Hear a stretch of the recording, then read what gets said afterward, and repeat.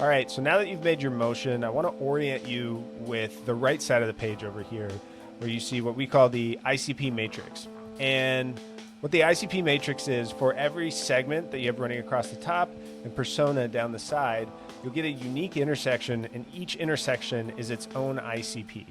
And what's cool about the Matrix is not only will you get the messaging for that, but when you have call recordings and your CRM hooked up, you can start to get analytics and insights pulling into that as well.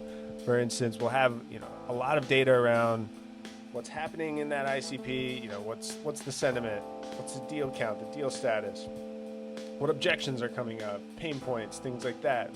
How many competitors are mentioned, and you'll be able to see the activity on the graph filtered by ICP type. So then if we click into one of these cells, you'll be able to see this activity over time.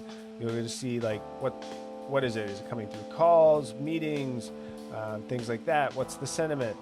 You'll be able to go and explore that learning. You'll be able to see what's the coverage in terms of how many linked elements are in this library.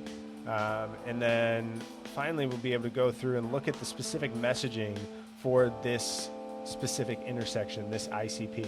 So we'll get the overview, some details about what pains and benefits this person has, general strategic narrative, and then also how do we talk to this person across the stage of a deal when we're trying to generate awareness, drive urgency, or actually compel them to action. So a lot of nuanced data here that again can really dive into the granular activity, so specific calls, specific meetings, things like that.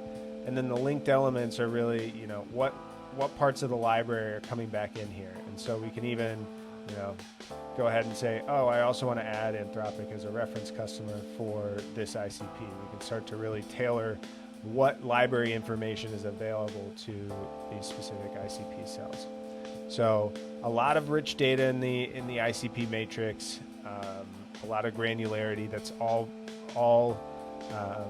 produce out of the box. The last piece I'll say is when we have auto updates on, essentially what happens here is as you have calls, as you make changes to the library manually, as things are happening upstream in the library, as we have auto updates on, all of those updates will flow through into these cells automatically. So let's say you change the positioning around this persona, that will automatically update the messaging for this ICP.